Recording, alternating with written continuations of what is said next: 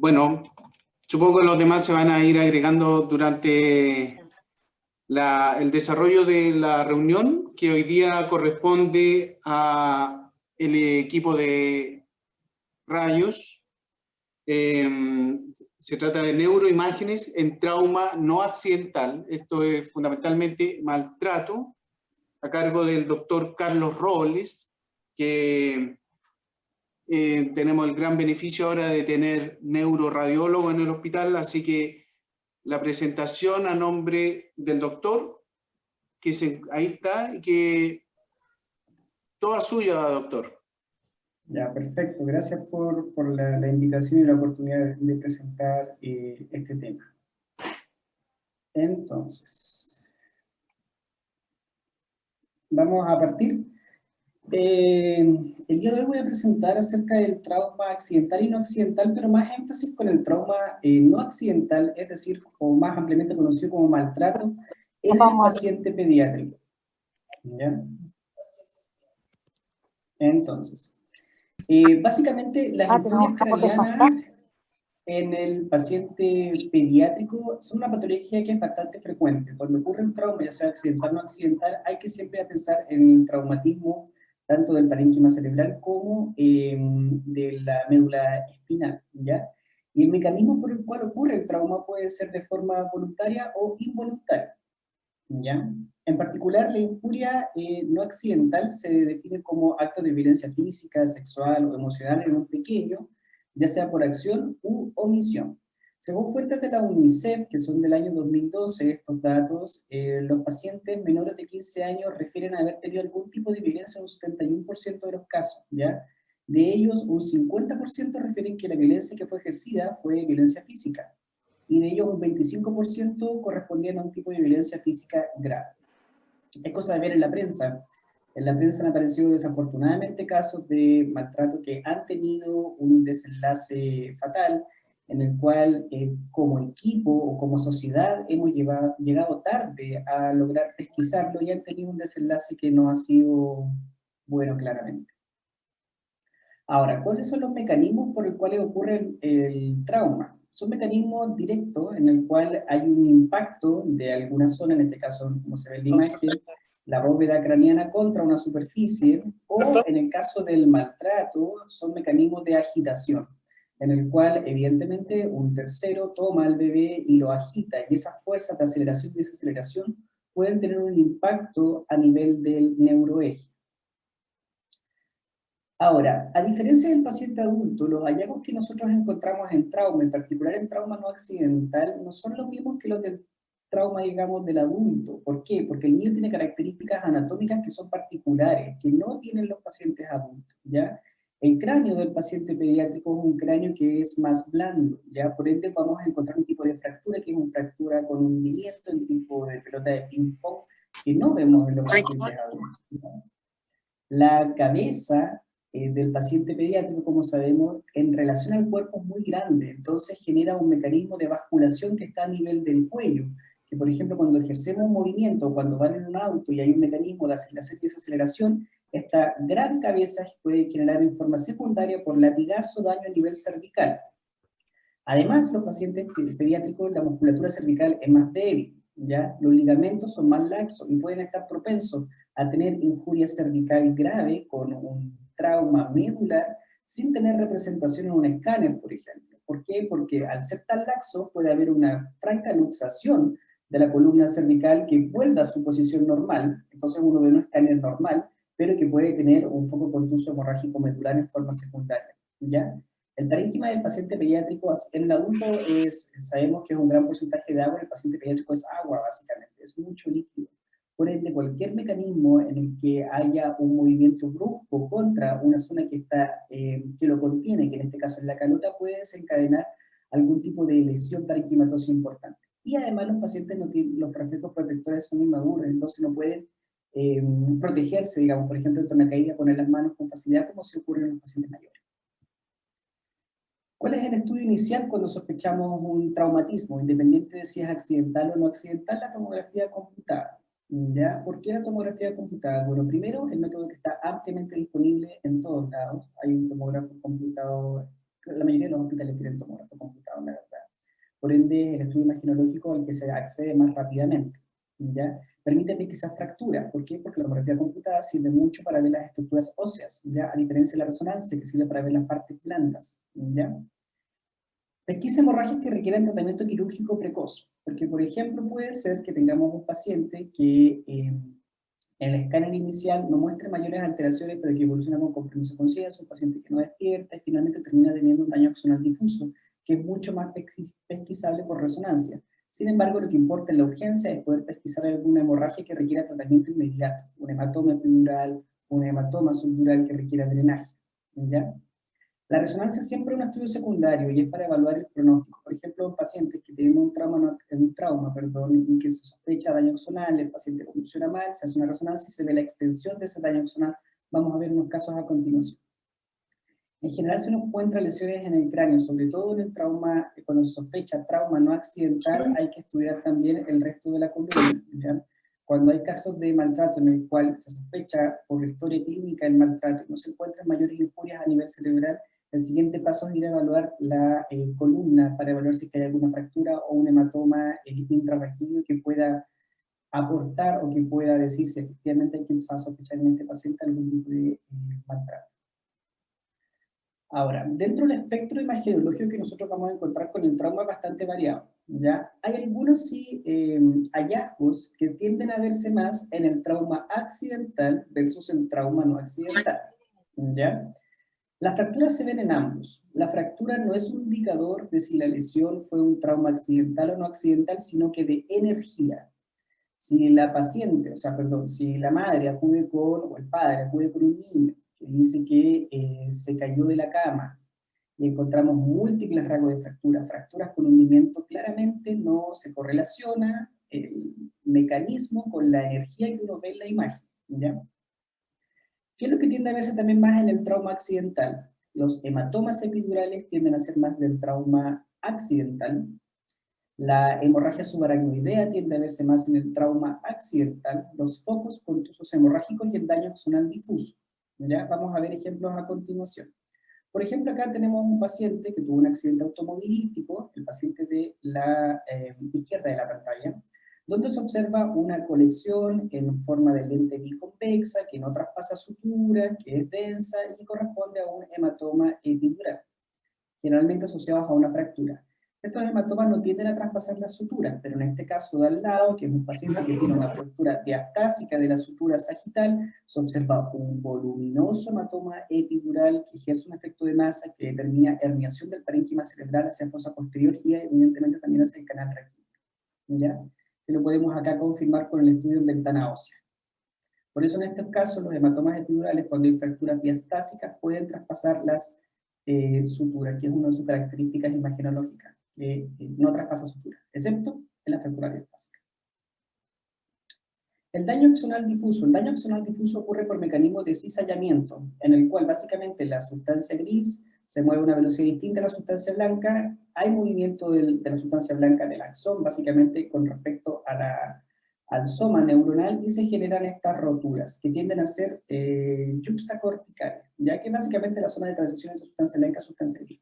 Como el mismo paciente que vimos anteriormente, con este pequeño hematoma epidural, que les dije había sido un accidente automovilístico de alta energía, presenta ese pequeño foco hemorrágico córtico subcortical frontal izquierdo sugerente de un daño axonal, ¿ya?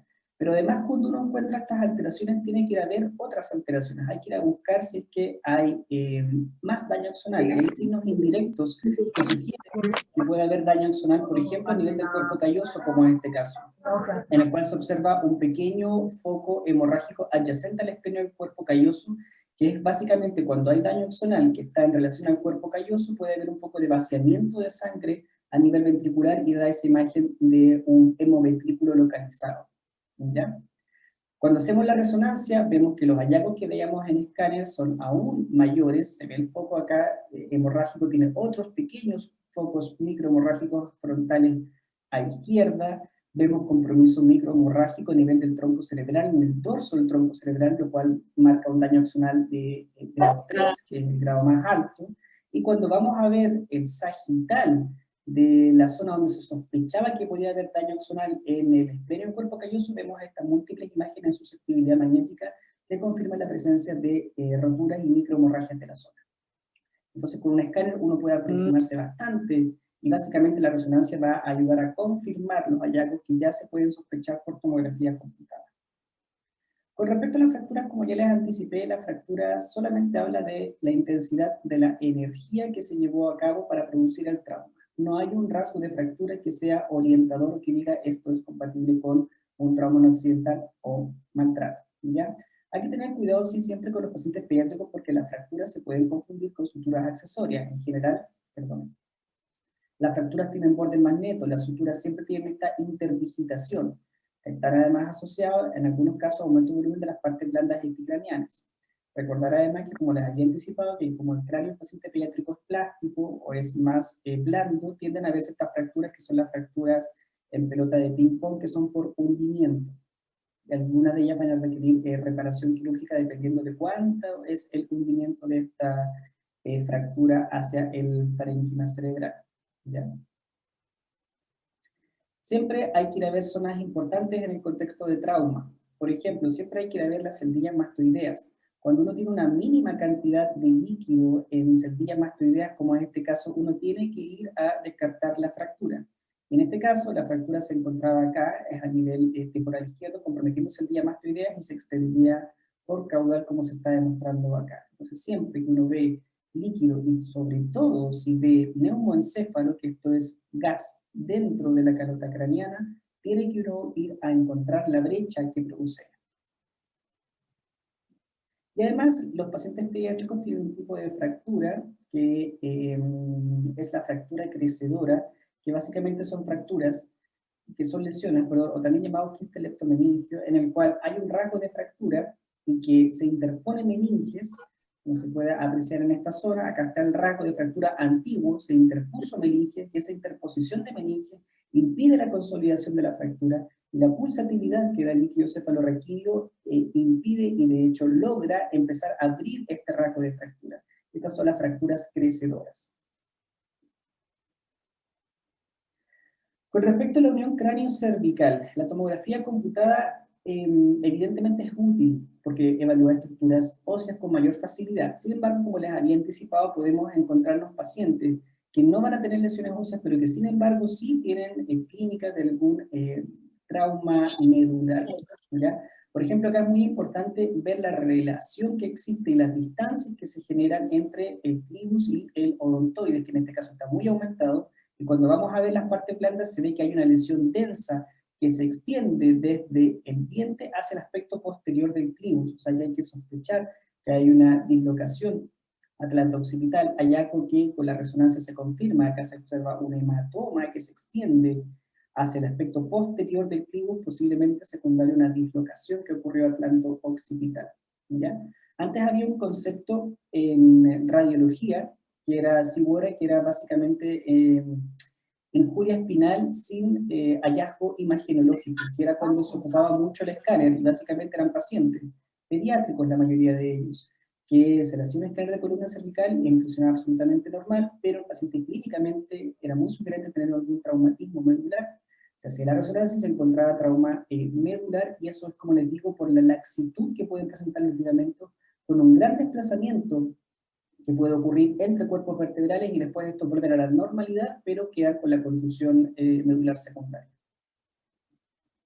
Ahora vamos al trauma no accidental, maltrato. De ahora en adelante vamos a hablar particularmente del trauma no accidental. Ese es el término que se ocupa actualmente, trauma no accidental. Cuando uno genera un informe que es sospecha de maltrato, digamos, tiene hallazgos que son compatibles con, uno debiera concluirlos como hallazgos que son altamente sugerentes de trauma no accidental.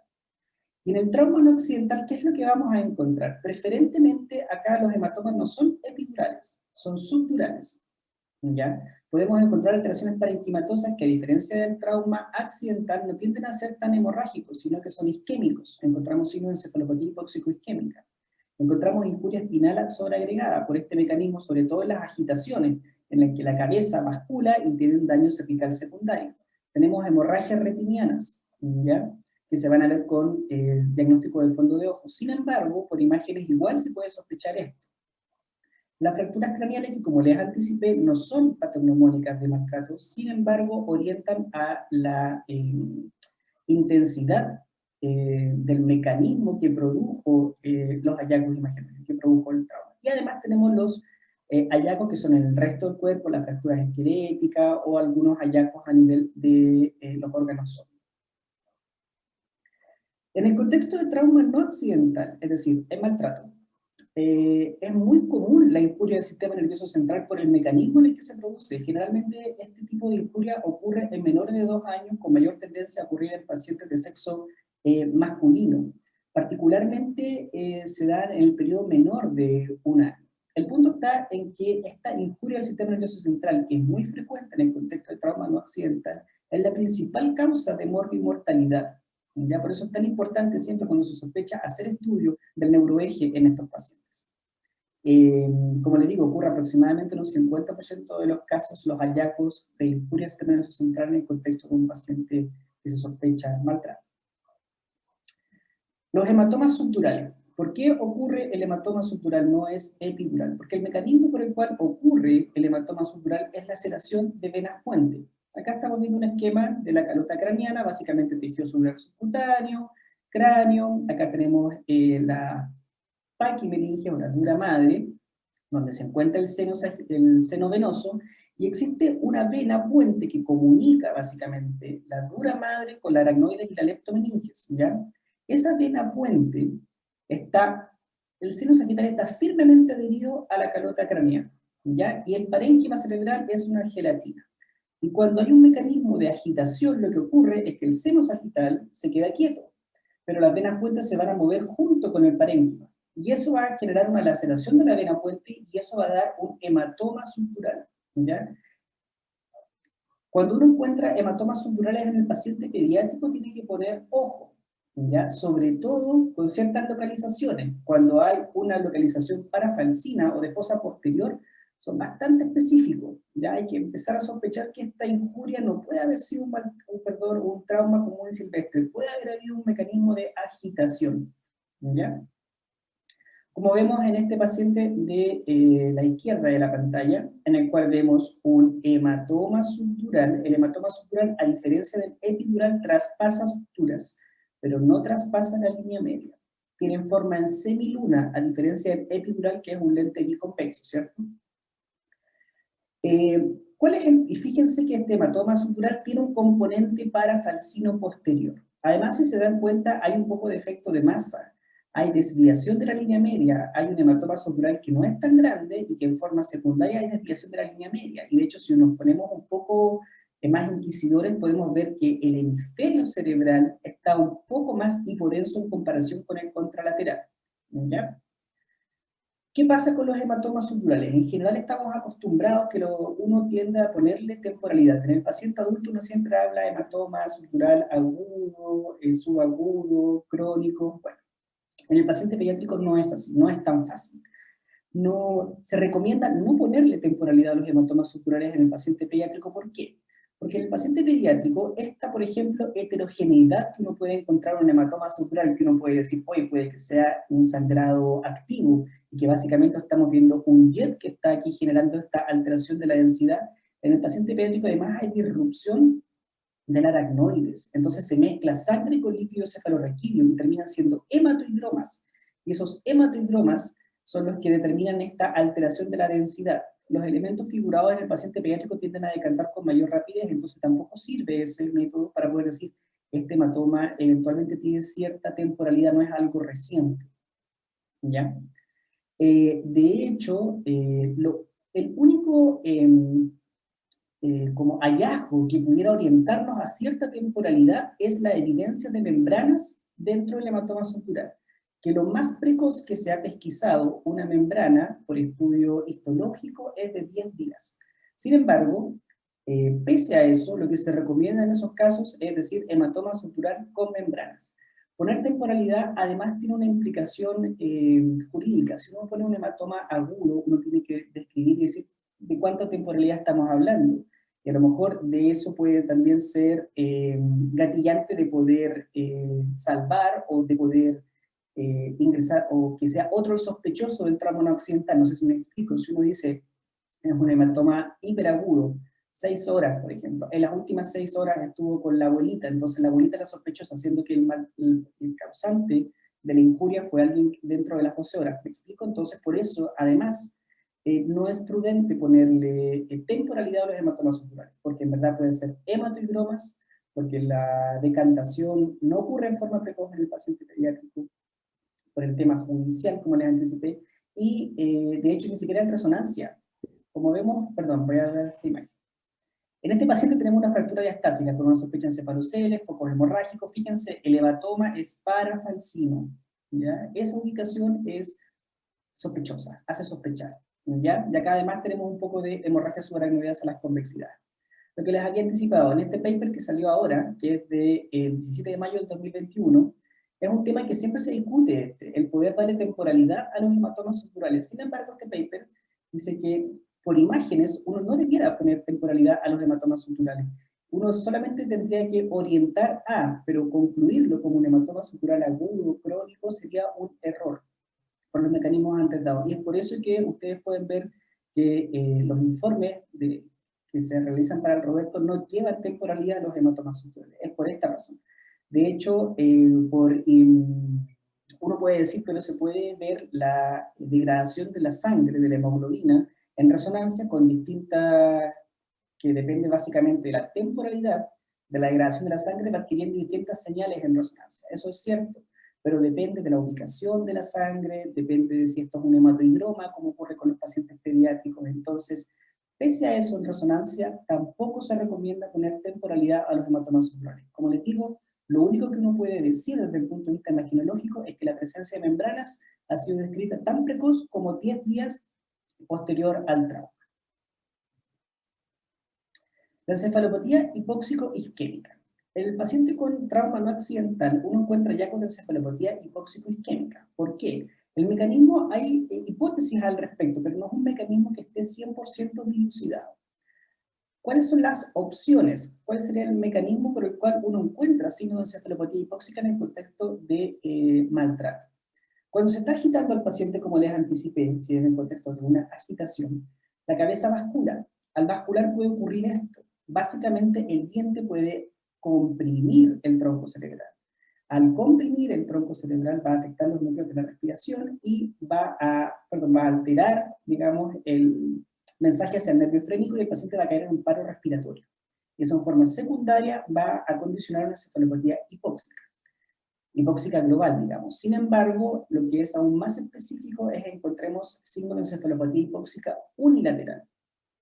¿Y por qué se explicaría la unilateralidad? Básicamente es por el mismo mecanismo de agitación, pero por daño a estructuras cervicales arteriales, en que hay oclusiones transitorias de la carótida interna durante la agitación, que pueden ser en forma unilateral, y eso va a generar un hipoflujo y una encefalopatía hipóxico-isquémica unilateral.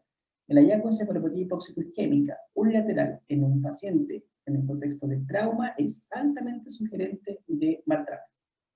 ¿Ya? Entonces, la misma paciente que habíamos anteriormente, ¿se recuerdan que veíamos un hematoma subdural heterogéneo, que llamaba la atención el efecto de masa con desviación de la línea media, con esta hipodensidad del parénquima cerebral? Bueno, finalmente, cuando se fue a hacer la resonancia, en el mapa DC se ve restricción del hemisferio cerebral derecho, o sea, encefalopatía hipóxico-isquémica unilateral. El hematoma subdural, el componente parafalcino y la encefalopatía hipóxica unilateral es altamente sugerente de un trauma no accidental, y así debiera ser informado.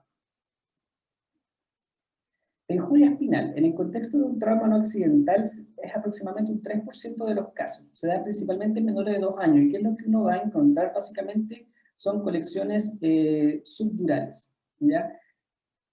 Generalmente cuando uno tiene la alta sospecha de trauma no accidental y no encuentra mayores alteraciones en el parénquima cerebral y estamos pensando en alguna alteración del neuroeje, es prudente realizar una resonancia de columna en búsqueda de hallazgos que nos puedan afirmar o que nos puedan aportar a la sospecha diagnóstica. Hemorragia retiniana. La hemorragia retiniana ocurre en el 85% de los pacientes con traumatismo no accidental. Su especificidad aumenta cuando es bilateral, en multicapas y periférica. El diagnóstico es por fondo de ojo, pero ¿cuál es el punto acá importante? La hemorragia retiniana es en el contexto de un trauma no accidental durante 24 a 48 horas. Después de eso ya desaparecen. Entonces es importante siempre que cuando se sospecha trauma no accidental, la evaluación por el oftalmólogo sea urgente, porque si no vamos a perder uno de los hallazgos que nos permiten poder plantear o confirmar nuestra sospecha diagnóstica. ¿Ya? La hemorragia retiniana puede ser visto en imágenes, no es muy habitual de ver, sin embargo, siempre que uno, en el contexto de un traumatismo, un bebé menor de 2 años, siempre hay que ver los globos oculares para ver si es que uno encuentra hemorragia retiniana. Básicamente en resonancia, ¿qué es lo que uno puede ver en la secuencia de susceptibilidad magnética? Esos pequeños focos negros que son focos microhemorrágicos, ya que como se puede ver acá son sospechosos de hemorragia retiniana. Además, este paciente tenía un subdural al lado derecho. El fondo de ojo es lo que lo diagnostica, son como lesiones tipo llama en relación a los vasos retinianos. Pero en escáner sí se puede ver. Este es un paciente con un trauma no accidental que tenía un hematoma subdural con un componente parafalcino posterior, y al evaluar los globos oculares ustedes ven eso. El globo ocular, la pared del globo ocular es lisa, debiera ser así. Pero acá justamente se observa que hay unas imágenes un poco nodulares, lo mismo acá, no es un borde liso. Y esto hace sospechar hemorragia retiniana. Se le hizo un fondo de ojo y efectivamente había hemorragia retiniana. Entonces uno por imágenes, con escáner, con lo que nosotros tenemos y disponemos, sí podemos hacer la sospecha. Como les digo, no es que vamos a encontrar todas las hemorragias retinianas por escáner, porque evidentemente esta hemorragia retiniana es significativa para que pueda ser vista por tomografía computada. Sin embargo, uno tiene que ir a buscarlo. Las fracturas craneanas, lo he dicho harto ya, no son específicas de maltrato, solamente hablan de la energía. Acá tenemos una fractura diastásica en un paciente que los padres referían que se había caído del coche. Es muy, muy poco probable porque el mecanismo que refieren del trauma no concuerda con el hallazgo imagenológico. Si me dicen que este paciente salió eyectado de un auto, evidentemente ahí sí puedo decir el mecanismo concuerda con el hallazgo imagenológico. Y en este sentido, las fracturas que son diastásicas, las fracturas crecedoras, las fracturas con múltiples rasgos tienden a estar asociadas a mecanismos de mayor energía. ¿Ya? Este es un paciente que tenía un mes de vida, si no recuerdo, que llegó a la urgencia porque se había caído del coche, tenía fractura diastásica, un extenso hematoma subdural parafalcino, tenía hemorragia subaracnoidea, tenía hemorragia retiniana, finalmente, y era un paciente que era maltratado de forma bastante aberrante. Siempre hay que tener cuidado porque las fracturas de repente nos pueden confundir, que uno puede decir, serán suturas accesorias, serán rasgos de fractura, y este paciente, por ejemplo, fue interpretado en su momento en urgencia como múltiples suturas accesorias. La verdad es que este paciente sí tenía suturas accesorias a nivel occipital, pero tenía rasgos de fractura que eran evidentes. No hay ninguna sutura accesoria que vaya de la sutura coronal a la sutura sagital, ¿ya? Perdón. Y además siempre hay que tener a mano un atlas de las suturas accesorias. Hay suturas accesorias que son muy frecuentes, la sutura mendozal a nivel occipital que se tiende a confundir con fractura, pero cuando uno tiene la duda, es mejor comparar con un atlas y ver si es que lo que estoy viendo puede ser explicado o no por una sutura accesoria. Otros hallazgos.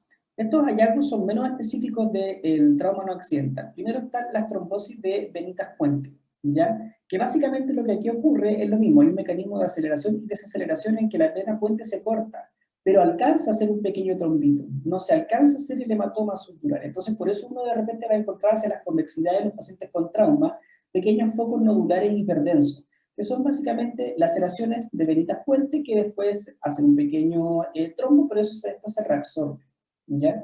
No hay que hacer más, digamos, con respecto al tratamiento por este pequeño hallazgo. Y este hallazgo se puede ver tanto en trauma no accidental como en accidental, así que la verdad es que no nos aporta mucho si uno solamente encuentra pequeñas laceraciones de las venas puentes en las convexidades.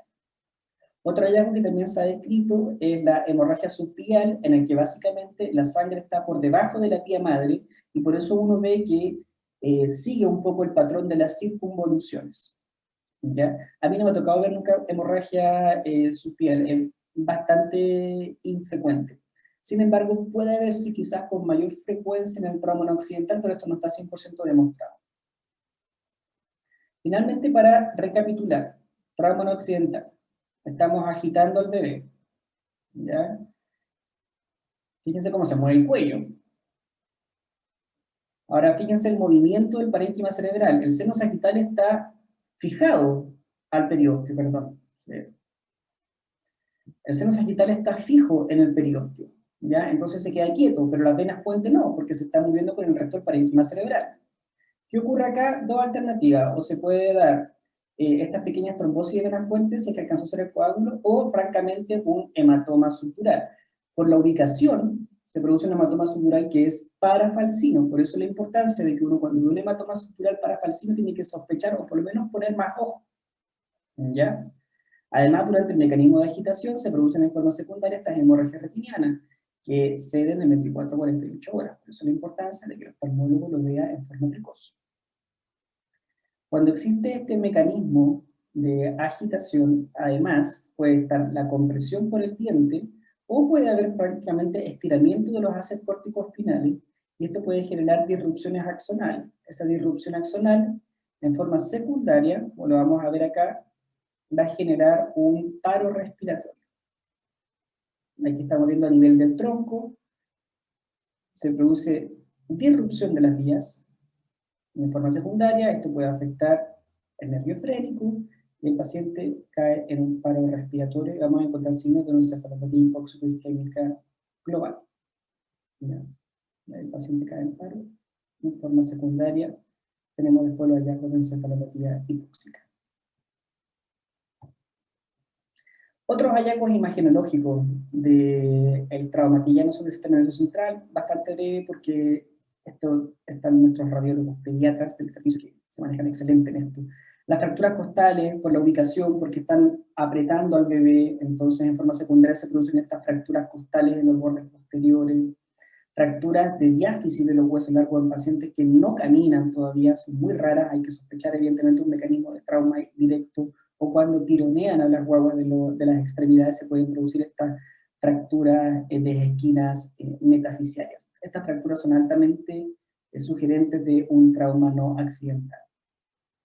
Y también tenemos injurias en órganos sólidos, por ejemplo, en los mecanismos de aceleración o de golpe directo es bastante frecuente las laceraciones a nivel hepático, vaso o del páncreas, como esta paciente que recibió un golpe directo por un adulto en la zona abdominal, y en la tomografía computada demostró una laceración pancreática, que básicamente acá vemos parte de la cola, el cuerpo, y esta disrupción que interrumpe la unión entre ambas estructuras. Desde el punto de vista imagenológico del sistema nervioso central, ¿existen diagnósticos diferenciales? Sí, existen diagnósticos diferenciales, pero son raros, ¿ya? Podemos encontrar pacientes con hematomas subdurales, con atrofia por daño secundario del parénquima cerebral, son enfermedades metabólicas, por ejemplo la ciúra utárica o el Menkes, pero evidentemente son patologías raras, que no es lo primero que hay que sospechar en el contexto de un paciente pediátrico con hematomas subdurales y con daño hipóxico, ¿ya? También podemos encontrar los pacientes que por alguna coagulopatía o con un trastorno hematológico pueden sangrar con mayor facilidad, se pueden ver hematomas subdurales, sin embargo se identifican y además tienen sangrados por otras vías que permiten hacer la sospecha. Un paciente finalmente, para terminar, un caso clínico, la madre refería que se había caído de la escalera con el pequeño en brazo.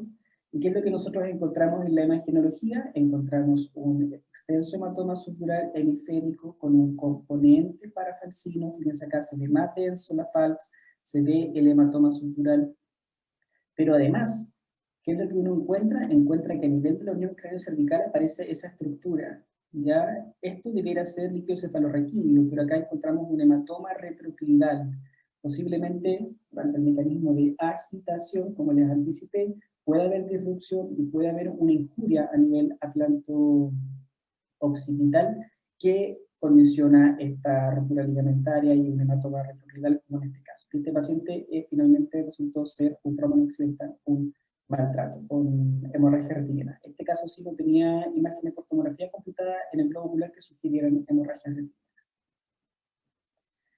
Para terminar, el trauma no accidental es frecuente, desafortunadamente, pero oculto, ¿ya? Los hallazgos imagenológicos son altamente sugerentes. Yo diría que La tríada de alta sospecha es el hematoma subdural, la encefalopatía hipóxico-isquémica, perdón, sobre todo cuando es unilateral, y las hemorragias retinianas. Y por eso es que es muy importante estar al tanto de esto, porque cuando sospecha maltrato, dentro de todas las cosas que hay que hacer es la evaluación oftalmológica a la brevedad, para no perder eventualmente parte de esta triada que son las hemorragias retinianas. Eso. La doctora Lorena Tapia va a leer las preguntas o comentarios que haya en el chat. Perfecto. Hola a todos. Muchas gracias por la presentación. La verdad que hay hartas felicitaciones. Muy buena presentación, excelente, muy clara y docente, y lo del video demostrativo didáctico. Así que muchísimas gracias. Aquí dice, en los pacientes con TNA, la secuencia de susceptibilidad magnética, ¿aporta algo más al diagnóstico por sobre el tradicional T2? ¿Debería solicitarse siempre en sospecha? Así es efectivo. Las secuencias potenciales de susceptibilidad son más sensibles a la presencia de sangre o de calcio, que básicamente lo que uno ve es susceptibilidad magnética a la presencia de restos hemorrágicos o de calcio. El gradiente hace eso mismo, pero es menos sensible. La susceptibilidad puede pesquisar pequeños focos hemorrágicos. Entonces siempre, yo también creo que en el contexto de sospecha de trauma no accidental hay que hacer una susceptibilidad para buscar estos focos microhemorrágicos, sobre todo a nivel del globo ocular. Las hemorragias retinianas pueden ser muy pequeñas, y como les digo, en tomografía computada, si no son significativas, no se van a ver. Sin embargo, en resonancia sí pueden ser evidentes con mayor facilidad. ¿Tú dirías algunas que son como patognomónicas del síndrome del niño sacudido? Así como para el efecto médico legal, especialmente. Nosotros tuvimos un niño con la tríada que tú dijiste, y una de las cosas que recuerdo que nos pasó en el juicio fue que nos cuestionaron justamente la idoneidad que teníamos nosotros para decir que eran patognomónicos. Una cuestión súper así monga. Pero eso. Bueno, ahí la verdad que hay, o sea, desde el punto de vista legal, hay múltiples papers que avalan, digamos, esto. Y yo diría que la triada que tú comentas que este paciente tenía es altamente específica del trauma no accidental. El hematoma subdural, sobre todo de ubicación parafalcina, como les digo. No solo el hemisférico, es el parafalcino por el video que les demostré, porque básicamente la rotura de las venas puentes ocurre en relación al seno sacristán, ¿ya? La encefalopatía hipóxico-isquémica, sobre todo si es unilateral, porque eso es por mecanismo de movimiento del cuello, con esta compresión transitoria eventualmente de los vasos. Y la hemorragia retiniana. Si uno tiene esos tres, la verdad que no hay mayor diferencial. O sea, sí, hay diferencial, que puede ser la síndrome metálica tipo 1, que tiene hematoma subdural que se manifiestan con encefalopatía y además tiene hemorragia retiniana. Es bastante desgraciada, pero tiene otros hallazgos imagenológicos y el contexto del paciente es otro también, ¿ya? Ahora, eso evidentemente lo tiene que saberlo el abogado defensor, porque puede decir eso y uno, bueno, básicamente va a tener que empezar a descartar la síndrome metálica tipo 1.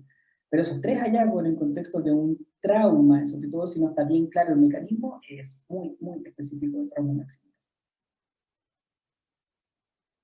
Muchas gracias. La doctora Ana Olave tenía primero la mano levantada, y después la doctora Ramírez.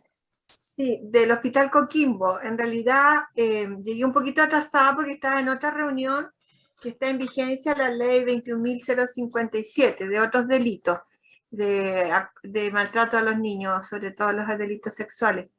Y llegué un poquito atrasada a la reunión, así que no pude escuchar la introducción, pero llegué en los aspectos generales.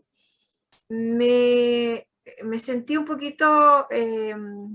me pregunté yo misma, dije, ¿están cambiando la denominación al maltrato? ¿Se va a llamar trauma no accidental?